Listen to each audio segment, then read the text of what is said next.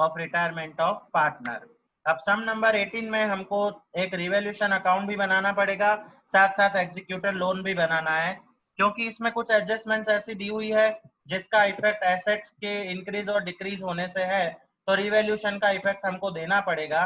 तो इसीलिए हम इसमें रिवॉल्यूशन अकाउंट बनाएंगे, वीज एग्जीक्यूटर अकाउंट बनाएंगे, और इसके बाद हम लोग इसमें वीज एग्जीक्यूटर लोन अकाउंट बनाएंगे। तो इसमें सबसे पहले रिवॉल्यूशन फिर वीज एग्जीक्यूटर वो बनाएंगे। पहले दो एग्जीक्यूटर का अकाउंट बनाने से क्या होगा कि हमको पता चल जाएगा कि लोन का लायबिलिटी कितना हो रहा है वी का। तो एक बार हमको एग्जीक्यूटर के अकाउंट से लोन पता चल जाएगा कि लोन कितना है वी का, तो फिर हम लोन का जो अकाउंट है वो बाद में बनाएंगे। तो हम सम स्टार्ट करते हैं। सबसे पहले जैसे अपन सब सम करते आए हैं अभी तक, अपन ने जैसे सम किया, अभी टी का एग्जीक्यूटर अकाउंट बनाया था तो सारे टी के ही हिसाब लिए थे, उसी तरह से जब अपन वी एग्जीक्यूटर बनाएंगे तो वी के हिस्से की ही सब चीजें इसमें ली जाएगी। तो sum number 18, E, V and M are the partners of a firm sharing profit loss in 3:2:1. Balance sheet as on 31/3/2016। देखो बैलेंस शीट 2016 की है। आगे बोला है वी डेड, मतलब वी की डेथ हो गई है। कौन सी डेथ हुई है? 1/10/16। तो 31/3/16 से लेके 1/10/16 तक हम काउंट करें तो 6 मंथ होते हैं। तो इसमें जहां भी नेसेसरी कैलकुलेशन होगी मंथ वाइज, तो वहां 6 मंथ हम कैलकुलेट करेंगे। नाउ सबसे पहले हम क्या करेंगे, एग्जीक्यूटर में वी का बैलेंस लिखेंगे। तो एग्जीक्यूटर अकाउंट में क्रेडिट साइड हम रिकॉर्ड करेंगे वीज कैपिटल अकाउंट 1,20,000, ये हम सबसे पहले जो है रिकॉर्ड करेंगे। उसके बाद हम लोग क्या करेंगे, आगे हमको इसने जैसे जैसे एडजस्टमेंट्स बताई है हम लोग एक एक एडजस्टमेंट जो है सॉल्व करते जाएंगे। तो फर्स्ट एडजस्टमेंट में बोला है गुडविल इज वैल्यूड एट ₹1,20,000। अब टोटल गुडविल जो है वो 1,20,000 है। 1,20,000 में क्या करेंगे, अपन वी का हिस्सा निकालेंगे। तो वी का पुराना रेशो के हिसाब से निकलेगा 2/6। 2/6 का अमाउंट आएगा 40,000। अब ये किस में होना चाहिए? गेन रेशो में होना चाहिए। तो क्वेश्चन में देखो तो न्यू रेशो अवेलेबल है। सेकेंड एडजस्टमेंट में हमको बोला है new profit loss sharing ratio of E and M decided at 2:1। तो 2:1 हमको दिया हुआ है न्यू रेशो, तो हम गेन कैलकुलेट करेंगे। न्यू माइनस ओल्ड, तो ई का गेन आएगा 1/6 और एम का गेन आएगा 1/6। मतलब दोनों का गेन क्या आ रहा है? इक्वल आ रहा है, 1:1 आ रहा है। तो गुडविल का डिस्ट्रीब्यूशन इक्वल होगा। एंट्री बनेगी E's capital account debit M's capital account debit to V's capital account 20,000 20,000 and 40,000। अब अपन क्या करेंगे, वी क्रेडिट हो रहा है तो वी के क्रेडिट साइड लिखेंगे by E's capital by M's capital, और बाहर अमाउंट आएगा 20,000 एंड 20,000। थर्ड एडजस्टमेंट देखेंगे अब अपन। तो थर्ड एडजस्टमेंट में हमको क्या बताया गया है? थर्ड एडजस्टमेंट में बोला है V is to be given profit share till the date of his death. V को प्रॉफिट में से हिस्सा देना है, पर कब तक का देना है? जब उसकी डेथ हुई है तब तक का देना है। तो हमने डेट कैलकुलेट करी थी, तो 31 मार्च से लेके और इसकी डेथ हुई है 1/10 को, तब तक इसको 6 मंथ हो रहे हैं। तो 6 मंथ का प्रॉफिट हम कैलकुलेट करेंगे। तो देखें पुरानी बैलेंस शीट में प्रॉफिट कितना दिया हुआ है। तो हमको अपन देखें पुरानी बैलेंस शीट में एसेट साइड प्रॉफिट लॉस दिया हुआ है। एसेट के साइड में प्रॉफिट लॉस है, मतलब ये लॉस है, ये प्रॉफिट नहीं है, लॉस है ये। तो अपन क्या करेंगे, इसके अंदर अपन इसको कैलकुलेट करेंगे लॉस को। तो वी का हिस्सा पहले निकाला जाएगा। टोटल 42,000 है, 42,000 में से वी का हिस्सा 2/6 हमको मिलेगा 14,000। अब 14,000 तो पूरे 1 ईयर का है, हमको कब तक का चाहिए? जब तक इसकी डेथ हुई है। तो इसकी डेथ हुई तब तक 6 महीने हुए हैं, तो 6 मंथ का कैलकुलेट करेंगे 6/12, तो हमको लॉस मिलेगा 7,000। अब इसको लॉस मिला है, लॉस जाएगा कैपिटल में डेबिट साइड, मतलब एग्जीक्यूटर में डेबिट साइड। तो वीज एग्जीक्यूटर में डेबिट साइड लिखेंगे टू प्रॉफिट लॉस अकाउंट और 7,000। ये हुई हमारी थर्ड एडजस्टमेंट। अब फोर्थ में क्या बोला है? 10% reserve for BDR to be provided on debtor. Debtor पे 10% बीडीआर रखना है। तो पुराने डेप्टर कितने के हैं? पुराने डेप्टर है 80,000 के। 80,000 का 10% कितना होगा? 8,000 होगा, 8,000 होगा। अब पुराना बीडीआर कितना है? तो लाइबिलिटी साइड देखो, लाइबिलिटी साइड पुरानी बैलेंस शीट में दिया हुआ है बेड डेप रिजर्व 6,000।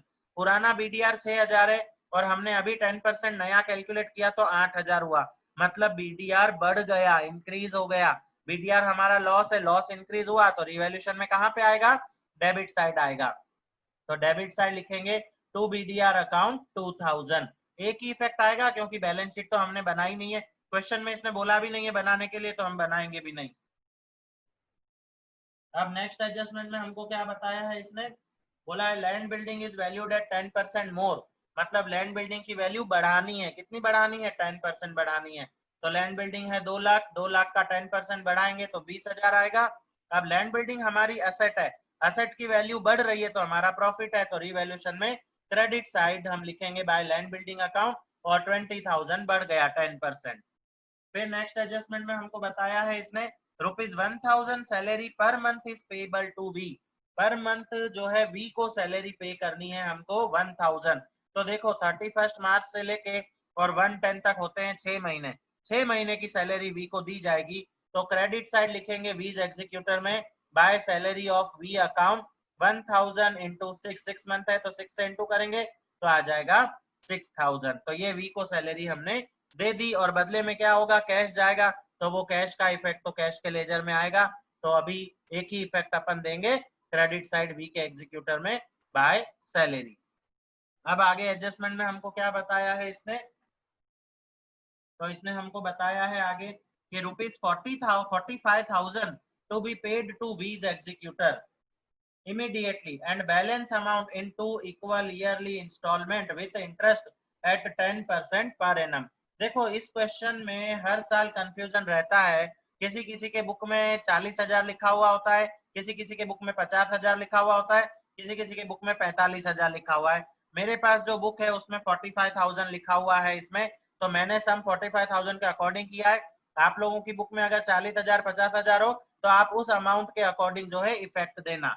तो 45,000 to be paid to V's executor, V के एग्जीक्यूटर को अभी के अभी 45,000 रुपए देने हैं। तो V executor account debit to cash, तो इसमें डेबिट साइड लिखेंगे अपन, एग्जीक्यूटर के अकाउंट में डेबिट साइड टू कैश, और अमाउंट लिखेंगे 45,000। दूसरा इफेक्ट तो कैश में आएगा तो हमने बनाया नहीं है, उसको जाने दो। आगे बोला है balance amount in two equal yearly instalment at 10% per annum. बाकी जो बैलेंस बचेगा, बैलेंस मतलब जब हम इसका टोटल करेंगे तब जो बैलेंस बचेगा उसको लोन रखना है, तो वो तो जब टोटल करेंगे तब देखी जाएगी। अभी आ जाओ पुरानी बैलेंस शीट पे। अब पुरानी बैलेंस शीट में लायबिलिटी में है इन्वेस्टमेंट रिजर्व। इन्वेस्टमेंट रिजर्व को डिस्ट्रीब्यूट करने से पहले हमको एडजस्टमेंट देख एसेट साइड देखनी पड़ेगी। तो एसेट साइड इन्वेस्टमेंट ब्रैकेट में बोला है मार्केट वैल्यू 26,000 और बाहर के कॉलम में लिखा है 30,000। देखो इन्होंने क्या किया है, इंटरनल एडजस्टमेंट दे दिया है। एसेट साइड बाहर के कॉलम में 30,000 लिखा है, मतलब बुक वैल्यू तो 30,000 है और मार्केट वैल्यू हो गई 26,000, मतलब 30 से 26 हुई तो कम हो गई वैल्यू। इन्वेस्टमेंट हमारी एसेट है, एसेट की वैल्यू कम हो गई तो हमारा लॉस हुआ। तो लॉस कहाँ जाना चाहिए, रिवैल्यूएशन में डेबिट साइड। लेकिन हमको इन्वेस्टमेंट रिजर्व भी दे दिया है, तो पहले हम देखें रिजर्व कितने रुपए का है। तो इन्वेस्टमेंट रिजर्व है 10,000 का। अब इस 10,000 के इन्वेस्टमेंट रिजर्व में से जो हमको लॉस हुआ है 4,000 का इन्वेस्टमेंट का, इन्वेस्टमेंट जो है 30,000 से 26,000 हुई तो 4,000 का लॉस हुआ, वो 4,000 हम इस 10,000 के रिजर्व में से यूटिलाइज करेंगे। तो 10,000 के रिजर्व में से 4,000 का लॉस यूटिलाइज होगा तो बाकी बच जाएगा कितना रुपया, 6,000 रुपया बच जाएगा। और वो किसका बचेगा, वो रिजर्व का बचेगा। तो रिजर्व को क्या करेंगे, पार्टनर में डिस्ट्रीब्यूट करेंगे क्रेडिट साइड। अपन ने तो एक ही पार्टनर बनाया है वी एग्जीक्यूटर, तो वी का हिस्सा निकालेंगे 6,000 में, तो 6,000 में वी का हिस्सा निकलेगा 2,000, उसको एग्जीक्यूटर में क्रेडिट साइड लिखेंगे, लिखेंगे by investment reserve account V के कॉलम में 2,000। अब आगे बढ़ो, इन्वेस्टमेंट रिजर्व के बाद बेड डेट रिजर्व हो गया, provident fund, workman profit sharing fund और क्रेडिटर, ये तीनों हमारी लाइबिलिटी है, तीनों बैलेंस शीट में जाती है, हमने बनाई नहीं है। फिर एसेट साइड है गुडविल, एसेट में गुडविल है तो ये पुराना गुडविल है, पुराने गुडविल को कैंसिल करेंगे तो वी का हिस्सा कैंसिल किया जाएगा डेबिट साइड में। तो डेबिट साइड में हम लिखेंगे यहाँ पे टू गुडविल अकाउंट, और 24,000 में से वी का पुराना हिस्सा कितना है, वी का हिस्सा है हमारे पास 2/6, तो 2/6 निकालेंगे तो हमको आंसर मिलेगा 8,000। तो 8,000 रुपया डेबिट साइड लिखेंगे टू गुडविल। लैंड बिल्डिंग हो गया, मशीन, डेप्टर, इन्वेस्टमेंट, कैश, ये सब जाएगा बैलेंस शीट में, बैलेंस शीट हमने बनाई नहीं है। उसके बाद दिया है profit loss account asset side. देखो एसेट में प्रॉफिट लॉस दिया है मतलब ये लॉस है, तो इसको हम डेबिट साइड डिस्ट्रीब्यूट करेंगे। अब आप लोग सोचोगे कि एडजस्टमेंट में तो हो चुका है, वापस क्यों कर रहे हैं? तो भाई एडजस्टमेंट में जो हुआ था वो तो हमने इसके 6 महीने का अंदाजा लगा के इसका लॉस दे दिया था, लेकिन हकीकत में जो लॉस है उसमें से इसका जितना हिस्सा है वो हिस्सा तो इसको भुगतना ही पड़ेगा। तो वो एक तो एडजस्टमेंट के हिसाब से हमने 7,000 दे दिया था डेबिट साइड, उसका हिसाब तो एडजस्टमेंट थी इसीलिए किया था। अब बिना एडजस्टमेंट के भी वी का अधिकार बनता है कि इस लॉस में उसको हिस्सा मिले, तो प्रॉफिट लॉस लिखेंगे डेबिट साइड में प्रॉफिट लॉस अकाउंट, और इसमें वी का हिस्सा निकालेंगे अपन 42,000 में से 2/6, तो हमको मिलेगा 14,000। तो यहाँ पे हमारी पुरानी बैलेंस शीट कंप्लीट हुई। अब क्या करेंगे? अब टोटल करेंगे, तो रीवैल्यूएशन का टोटल करेंगे। तो क्रेडिट का है 20,000, 20,000 में से डेबिट का 2,000 माइनस करो तो प्रॉफिट बचेगा 18,000। 18,000 को तीनों पार्टनर में डिस्ट्रीब्यूट करेंगे, लेकिन लिखेंगे कौन सा? हमारे पास तो एक ही पार्टनर है वी एग्जीक्यूटर, तो वी का है 6,000। तो क्रेडिट साइड लिखेंगे वी के एग्जीक्यूटर में बाय रिवैल्यूएशन अकाउंट और लिखेंगे 6,000। अब एग्जीक्यूटर अकाउंट का टोटल करेंगे, तो क्रेडिट का टोटल आएगा 1,74,000, इसको दोनों साइड लिखा जाएगा। इसमें से अपन 14,000, 8,000, 45,000 और 7,000 सब माइनस करेंगे तो लोन का अमाउंट मिलेगा 1 lakh. Executor loan account 1 lakh. ये 1 लाख रुपया जो लोन का अपन को अमाउंट मिला है, इस अमाउंट को लेके और हम बनाएंगे एग्जीक्यूटर लोन अकाउंट। अब एग्जीक्यूटर लोन अकाउंट कैसे बनेगा? उसमें लास्ट एडजस्टमेंट बहुत ज्यादा काम आने वाली है, उसको अच्छे से याद रखेंगे। सबसे पहले इसकी डेथ कौन सी डेट पे हुई? तो इसकी डेथ हुई थी 1/10/16 को। लोन हमारी लाइबिलिटी है, तो लाइबिलिटी हमेशा क्रेडिट होती है, तो लोन के लेजर में क्रेडिट साइड 1/10/16 लिखेंगे बाय बैलेंस बी एफ, और अमाउंट लिखेंगे 1 लाख। 1 लाख कहां से आया? जो हमने वी एग्जीक्यूटर अकाउंट बनाया था उसमें जो बैलेंस सी एफ था, लोन का अमाउंट था उसमें, वही लोन यहाँ पे कैरी फॉरवर्ड होगा 1 लाख। अब कैलकुलेशन पे खास ध्यान देना है। इसकी कैलकुलेशन में अगर डेट का ध्यान नहीं रखोगे तो ये सम आपके लिए बहुत ज्यादा हार्ड हो जाएगा, लेकिन अगर इसके लिए डेट को ध्यान रखोगे तो इसके जैसा इजी सम दूसरा कोई है ही नहीं। अब आप खास बात क्या याद रखनी है आपको दिमाग में, वो है कि annual year of loan will complete on 30/9/17। ऐसा क्यों? क्योंकि इसकी डेथ हुई है 1/10/2016 को। जिस तारीख पे इसकी डेथ हुई है उस तारीख पे हमने एग्जीक्यूटर अकाउंट बनाया, और उस तारीख पे एग्जीक्यूटर का लोन का बैलेंस मिला 1 लाख रुपया। मतलब लोन शुरू कब से हो रहा है? 1/10/2016 से शुरू हो रहा है, तो उसको एनुअल ईयर मतलब एक साल खत्म कब होगा? उसके 12 महीने खत्म कब होंगे? उसके 12 महीने खत्म होंगे 30/9/2017 को। तो लोन का जो एनुअल ईयर चलेगा वो तो कैलेंडर के हिसाब से चलेगा भाई 1/10 से लेके 30/9 तक, लेकिन हमारा जो अकाउंट का ईयर चलता है वो तो अकाउंटिंग 31 मार्च के हिसाब से चलता है। तो इसकी कैलकुलेशन में हमको कैलेंडर वाला भी मंथ ध्यान रखना पड़ेगा, साथ साथ में हमारा अकाउंट का जो 31 मार्च वाला जो चलता है उसको भी ध्यान रखना पड़ेगा। तो 30/9/18 तक हम जो है 2 साल में इसकी 2 इंस्टॉलमेंट पूरी कर देंगे, जैसे हमको इसने लास्ट एडजस्टमेंट में बताया था कि 2 इक्वल एनुअल इंस्टॉलमेंट, मतलब 2 इंस्टॉलमेंट होनी चाहिए। एनुअल इंस्टॉलमेंट मतलब एक एक साल में एक एक इंस्टॉलमेंट होनी चाहिए। तो पहली इंस्टॉलमेंट हम पैसा देंगे 30/9/2017 को, दूसरी इंस्टॉलमेंट का पैसा देंगे 30/9/2018 को। मतलब जिस तारीख पे लोन का एक साल खत्म होगा उस दिन पहली इंस्टॉलमेंट जाएगी, जिस तारीख पे लोन का दूसरा साल खत्म होगा उस दिन दूसरी इंस्टॉलमेंट जाएगी। बीच में 31 मार्च आएगा तो 31 मार्च के दिन हम क्या करेंगे? 31 मार्च के दिन हम लोन के लेजर में टोटल करेंगे, क्योंकि अकाउंट का नियम भी तो निभाना पड़ेगा। तो total of loan account will be on 31 March every year up to completion of loan full amount. जब तक लोन का पूरा 1 लाख रुपया हम रीपेमेंट नहीं कर देते तब तक हमको 31 मार्च तक का टोटल भी करना पड़ेगा, और मंथ वाइज इंटरेस्ट का कैलकुलेशन भी होगा। Final total of loan account will be on 30/9/2018, क्योंकि 30/9/2018 को लोन का दूसरा साल खत्म हो जाएगा, दूसरी इंस्टॉलमेंट खत्म हो जाएगी, तो इस तारीख पे लोन के लेजर का फाइनल टोटल होगा। अब शुरू करते हैं कैलकुलेशन। सबसे पहले लोन की शुरुआत 1/10/2016 से हो रही है। 1/10/2016 को लोन है ड्यू कितना है? 1 लाख रुपए का। अब 1/10/2016 से एक साल खत्म होगा, कब खत्म होगा? खत्म होगा 30/9/2017 को। तो 1/10/2016 से लेके 30/9/2017 के बीच में आ रहा है 31 मार्च। ये बीच में आ गया हमारी परेशानी बढ़ाने के लिए। तो 31 मार्च बीच में आ गया, इस दिन हमको टोटल करना पड़ेगा। तो टोटल करने के लिए ये जरूरी है कि जितने भी 31 मार्च तक के जितने भी खर्चे हो वो सब खर्चे रिकॉर्ड हो जाने चाहिए, भले हमने पेमेंट किया हो या ना किया हो। तो 1/10/2016 से लेके 31 मार्च 2017 तक हम देखें कितने महीने हो रहे हैं। तो 10, 11, 12, 1, 2, 3, 6 महीने हो रहे हैं। तो 6 महीने का ब्याज हमको गिनना पड़ेगा। लास्ट एडजस्टमेंट में इंटरेस्ट रेट दिया है 10%। तो 1 लाख का लोन है, लोन के ऊपर 10% और 6 मंथ का कैलकुलेट करेंगे तो इंटरेस्ट हमको मिलेगा 5,000 रुपया। मिलेगा क्या मतलब, वी के एग्जीक्यूटर को देना पड़ेगा 5,000 रुपए। तो इसकी एंट्री बनेगी, क्योंकि ये अभी आउटस्टैंडिंग इंटरेस्ट है, हमने पे नहीं किया है। तो बनाएंगे outstanding interest on loan account debit, क्योंकि इंटरेस्ट ऑन लोन हमारा खर्चा है, खर्चे को डेबिट करेंगे।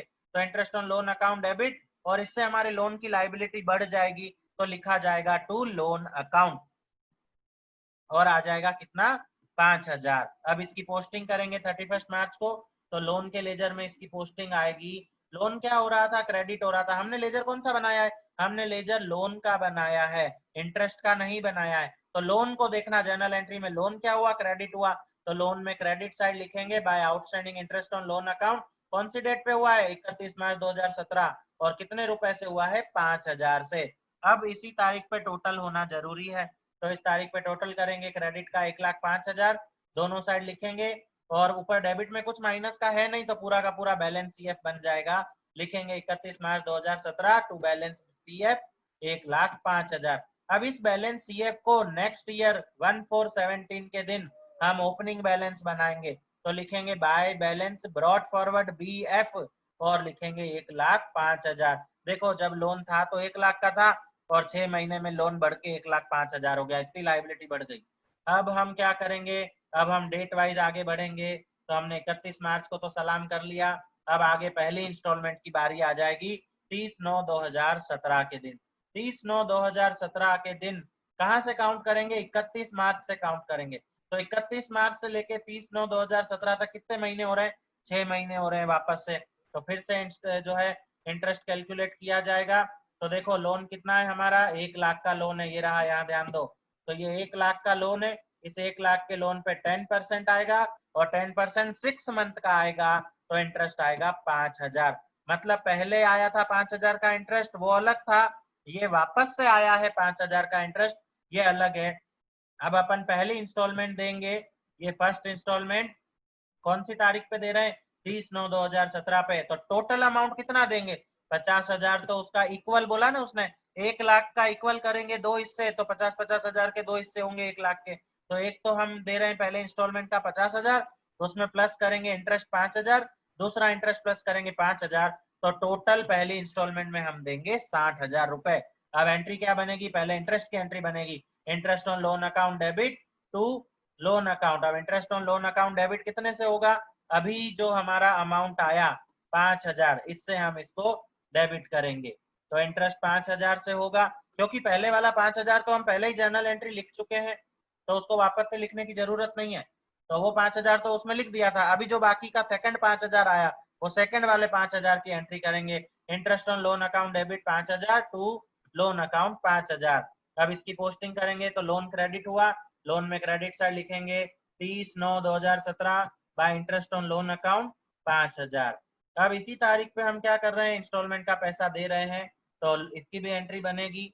इसकी एंट्री क्या बनेगी, तो इसकी एंट्री बनेगी, लोन का पैसा हमने दिया, लोन की लाइबिलिटी कम हुई, तो लोन को करेंगे डेबिट। तो लोन अकाउंट डेबिट कितना रुपया दे रहे हैं, 60,000। तो 60,000 से लिखेंगे पैसा गया, कैश गोज आउट, तो टू कैश अकाउंट 60,000। तो इसकी भी पोस्टिंग की जाएगी 30/9 को। तो लोन क्या हुआ था, डेबिट हुआ था। तो लोन में डेबिट साइड देखो, डेबिट साइड लिखेंगे 30/9/2017 टू कैश, और 50,000 प्लस 5,000 प्लस 5,000 टोटल हो गया 60,000। 60,000 हमने पहले इंस्टॉलमेंट का दे दिया। अभी टोटल नहीं करना है, टोटल कब होगा, 31 मार्च को होगा। अब फिर से नीचे कैलकुलेशन में आएंगे अपन। अब 30/9/2017 के बाद हमारा दूसरा साल खत्म होता है 30/9/2018 को। पर 30/9/2018 से पहले बीच में आ गई 31 मार्च। 31 मार्च को फिर 6 महीने होंगे, अब फिर से इंटरेस्ट निकालेंगे, इंटरेस्ट ऑन बैलेंस लोन। देखो पहले लोन था 1 लाख का, उस 1 लाख में से 50,000 तो अपन दे चुके, बाकी का जो 5-5 हजार था वो तो ब्याज का था, उसको मत गिनना। 1 लाख में से 50,000 अपन ने रिपेमेंट किया है, तो बाकी 50,000 का कर्जा अभी भी बाकी है। इस 50,000 पे 10% इंटरेस्ट 6 मंथ का निकालेंगे तो आएगा 2500 रुपए। ये 2500 रुपए आउटस्टैंडिंग लोन इंटरेस्ट है, तो लिखेंगे interest on loan account debit, हमारा खर्चा है डेबिट करेंगे, और लोन की लायबिलिटी बढ़ जाएगी, लिखेंगे टू लोन अकाउंट 2500 रुपए। अब 31 मार्च को ये एंट्री हुई है, 31 मार्च को पोस्टिंग करनी पड़ेगी, तो 31 मार्च को देखो लोन क्रेडिट हुआ तो लोन में क्रेडिट साइड लिखेंगे, by outstanding interest on loan account 2500 रुपए। अब इसी तारीख पे टोटल होगा, 31 मार्च है इसलिए, तो टोटल करेंगे 1,05,000 प्लस 5,000 प्लस 2500, तो टोटल मिलेगा 1,12,500। इसको दोनों साइड लिखेंगे, इसमें से 60,000 जो अपन पेमेंट कर चुके वो 60,000 माइनस करेंगे तो अपन को मिलेगा 52,500, 52,500। ये है अपना क्लोजिंग बैलेंस, इसमें लिखेंगे टू बैलेंस CF। अब इस क्लोजिंग बैलेंस को फिर से कैरी फॉरवर्ड ब्रॉट फॉरवर्ड करेंगे नेक्स्ट ईयर में, तो आ जाएगा 1/4/2018 बाय बैलेंस BF और आ गया 52,500। अब 1/4/18 से लेके और हमारी डेट आएगी 30/9/2018 तक हम कैलकुलेशन करेंगे सेकेंड इंस्टॉलमेंट का। तो देखो अब आएगा 31/18 के बाद आई 30/9/18, यहाँ पे सेकेंड इंस्टॉलमेंट पे करेंगे, फिर से 6 महीने होंगे। अब फिर से क्या करेंगे अपन, 6 मंथ का इंटरेस्ट कैलकुलेट करेंगे 10%। अब किस पे कैलकुलेट करेंगे ये, तो ये 50,000 पे कैलकुलेट किया जाएगा। 50,000 पे कैलकुलेट करेंगे तो आएगा 2500 रुपए सेकेंड वाला इंटरेस्ट, ये 2500 फर्स्ट वाला 31 मार्च वाला इंटरेस्ट, और इसमें प्लस करेंगे 50,000, तो टोटल सेकेंड इंस्टॉलमेंट जाएगा 55,000। सेकेंड इंस्टॉलमेंट कितने का जाएगा, 55,000 का। अब पहले इंटरेस्ट की एंट्री होगी 30/9/2018 को, interest on loan account debit to loan 2500 रुपए, ये लोन में ड्यू किया, लोन की लायबिलिटी बढ़ी, लोन क्रेडिट हुआ, तो लोन के लेजर में क्रेडिट साइड लिखेंगे bye interest on loan account 30/9/2018, बाहर अमाउंट आएगा 2500 रुपए। अब बाद में एंट्री कौन सी बनेगी, लास्ट एंट्री बनेगी लोन का पैसा देने की, सेकेंड इंस्टॉलमेंट देंगे, कितने रुपए की देंगे, 55,000 की देंगे, तो लोन अकाउंट डेबिट 55,000, पैसा गया तो टू कैश अकाउंट 55,000। अब लोन डेबिट हो रहा है तो लोन के लेजर में डेबिट साइड लिखेंगे अपन टू कैश अकाउंट 55,000। कैसे 55 आया, 50,000 तो लोन का, 2500 रुपए पहला इंटरेस्ट, 2500 रुपए सेकेंड इंटरेस्ट, तीनों को मिलाया तो आया 55,000। अब लोन का टोटल करेंगे तो डेबिट में भी 55,000 आएगा 55,000, और क्रेडिट का टोटल भी आएगा 55,000। मतलब अब बैलेंस नहीं बचा, हमने पूरा का पूरा लोन का पैसा रीपेमेंट कर दिया। इसके साथ ही अपना ये चैप्टर खत्म होता है। क्वेश्चन नंबर 19 आप लोगों को होमवर्क में करना है, नहीं आएगा तो आप लोग डाउट पूछना, मैं आपको सॉल्व करके बताऊंगा, और इस क्वेश्चन में भी अगर कोई डाउट है तो वो भी आप लोग जरूर पूछना। तो इस चैप्टर में हमने बहुत सारी नई चीजें सीखी, इसके साथ ही यह चैप्टर खत्म होता है, और इसके बाद अपन शुरू करेंगे 7th chapter dissolution of the firm.